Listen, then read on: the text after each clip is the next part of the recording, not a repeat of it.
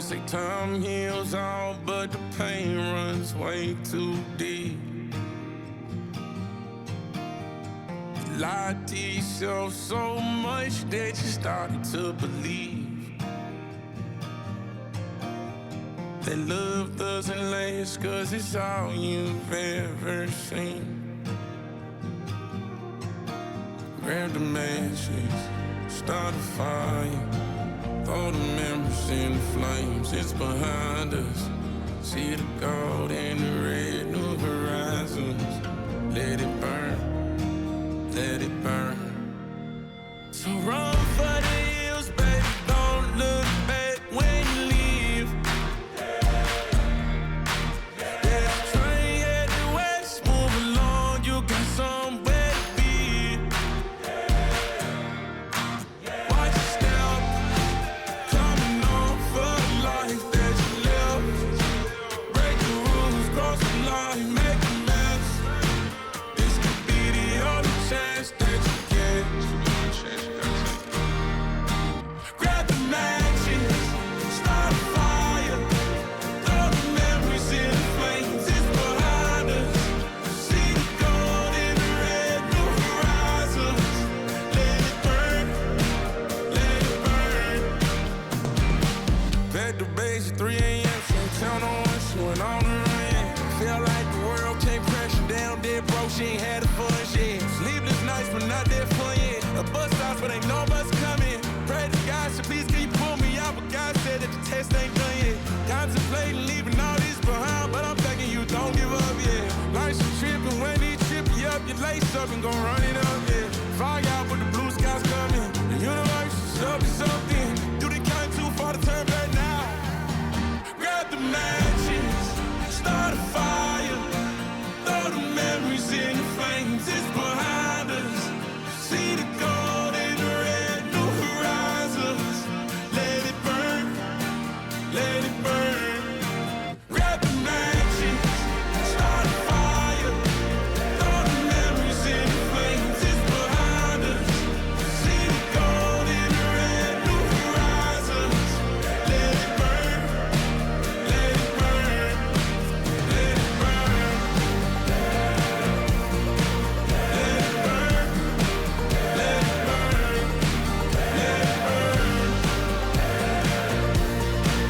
Let it burn, let it burn. Grab the matches, start a fire, throw the memories in the flames, it's behind you. See the gold in the red, new horizons. Let it burn, let it burn.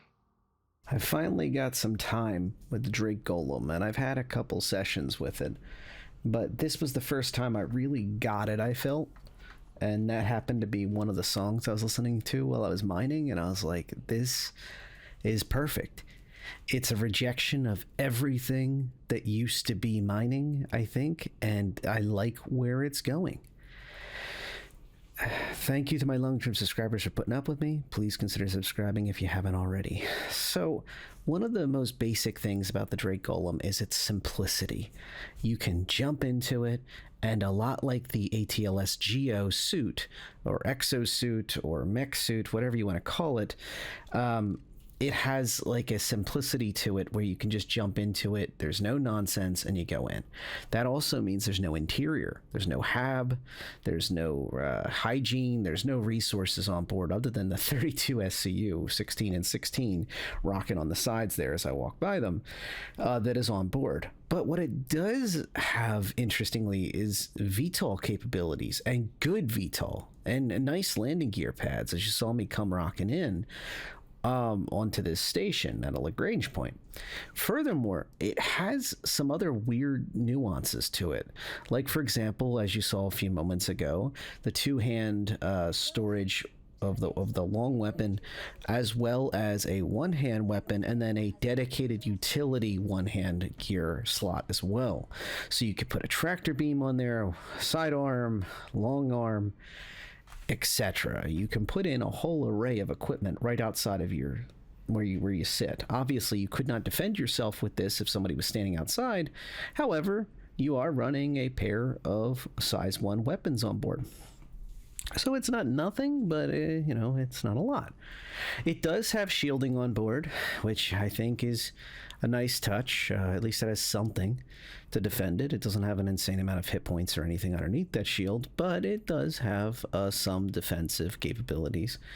I would not take this anywhere near a combat zone if you can possibly avoid it, but that's what it is. Here is some unedited footage of how it mines once you break the rock apart, and I do want to note the size 1 mining laser on board, at least currently, you can't change it. There's 2 sub slots on it, but you can't change it for some reason. It's like locked in. It might even be bespoke. It comes out of the top of the ship in a really cool animation that runs all the way down a rail all the way to the front, and then it tucks away again safely back inside the ship, surrounded by the hull of the ship except for on top, which makes it a nice thing so you don't bump it and break it off. It's probably one of the most expensive things on the ship, so it's nice that, again, adding to that Drake ruggedness. I know some people are cringing me calling Drake rugged, but a lot like Argo, I do think Drake has a very good simplicity and reliability to it. In this shot, I am researching how much copper is going for and how much laranite is going for. Laranite is in the 30s, copper's in like the 7s, I think. But I'm trying to do some research on it because there is no sorting of raw material. Whatever you pick up, you pick up. There is no compression like the mole. It doesn't have a bag of tricks. Once you fill that 32 SCU, you've got to go return it somewhere, at least right now. Now, in the future, you could probably have 2 or 3 of these rocking, and then a C2 or an M2 pulls up, and you rip the containers off and slap new containers on. As you see, that size 1 mining laser is unable to process some of the asteroid P types that are impossible for it. No matter how much power you throw at it when it's single core. I did not try with mining gadgets or any other gimmick, but that is how it is. Again, the extraction's not too bad. It's not that painful to do this. If you're not into mining, I guess that's the headline I should have started with. This ain't a bad ship, and there's not a lot to show you. Again, VTOL, good landing characteristics, it feels very reliable, and it feels fun to fly. Reminds me a little bit of like a tiny SRV, and that's not a bad thing, especially with the VTOL where you can come flying in hard, and then with those landing gears, it seems like it can handle it. At least a couple times I tested it. I throw this thing around like it's nothing. And for many, this would be a first stop on the way to getting a prospector. And remember, you don't have to keep buying a bunch of ships, even in game. You can rent ships. Like, you could use this to get enough credits to rent a prospector for a weekend warrior type situation where you have the weekend off, you want to get some time in, and then you could grind more than enough credits to buy better mining lasers and gadgets and all sorts of equipment. Maybe try out an ROC, whatever you want, and then eventually also buy a prospector. But as for other stepping stones, at the moment, the mole is kind of abysmal to fly. It's just a miserable experience, and I wouldn't even wish that on my friends and workmates and such. But this thing is fun, and you don't have to get anybody on board, and a lot like the Prospector. But unlike the Prospector, it is fun to fly this thing. So if you get a chance, give the Drake Golem a shot. I hope to see it at a very cheap price for rental and for in-game purchase in the near future. Remember, you don't have to buy every ship. I picked it up for 55 USD on Warbond. It'll probably end up being a CCU token for something eventually. But at the end of the day, that's the fun of this game. You get to run through some of the best ships, some of the coolest ideas, and I love weird and wonderful ships like this.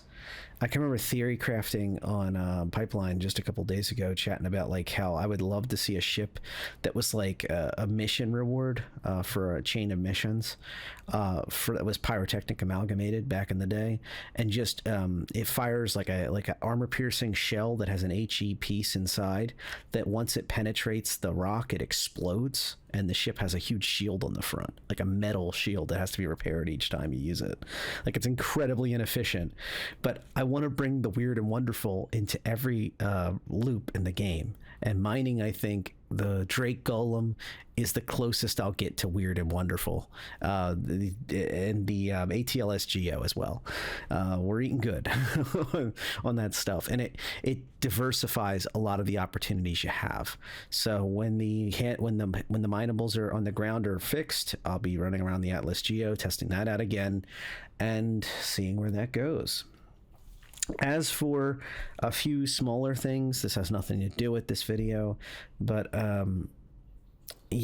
so if you haven't heard already, Area 18 Arc Corp is going to be where the Invictus launch week is. There are a whole host of ships that are going to be there, and it's almost a given that the Starlancer TAC is going to be there. It's already been promised, and we're seeing some suggestions of that. So if the rumor mill is correct, Area 18 is where you're going to want to set your home for the next patch, so you can start getting a feel for the place, start seeing some of the changes in the background. One of the most exciting times for me, especially in PTUs, once this goes out of Evo into the regular PTUs, which I'm sure will be probably next week, and as time moves up, is those times where it starts building into a major event, because there's a lot of little things that start lighting up in the background, and the community can go kind of on a treasure hunt, kind of finding those things, running around and exploring and getting ready and just building that hype up for this wonderful in-game event. Also, if you haven't heard, this is another thing that's going on. Just figured I'll mention it, at least again in the video. CitizenCon is virtual this year, so there seems to be some type of, this is a year of transition for, I think, a lot of the gaming industry, etc., and a few other things going on. So apparently CIG has decided to make it virtual. They have, actually. It's official announcement. And you can take that how you will. I'm not going to weigh in on if that's a good or a bad thing to have a virtual this year. I think those that usually go in person are going to miss that opportunity, although it should make a more robust digital delivery. And I hope to organize a watch party in-game to see CitizenCon. So we'll see how feasible that is as we get closer. It may not be that practical. We'll see. All right, so that's all I got for this video. Thank you all again, for my long-term subscribers, for putting up with me and sticking around. And if you haven't already, please consider subscribing. If you haven't already, have a wonderful week. Have a safe one. All right, take care.